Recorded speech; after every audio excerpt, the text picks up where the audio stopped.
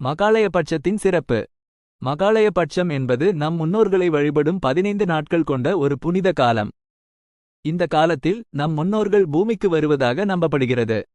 எனவே இந்த நாட்களில் நாம் அவர்களுக்கு திதி கொடுத்து வழிபடுவதன் மூலம் அவர்களின் ஆசியை பெறலாம்.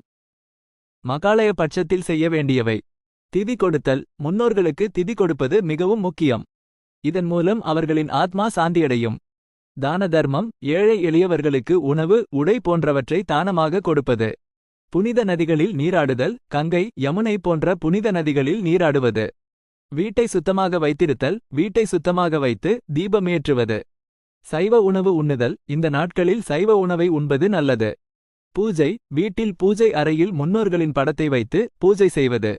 மந்திரங்கள் ஜபித்தல். பித்ரு தோஷ நிவர்த்தி மந்திரங்களை ஜபித்தல்.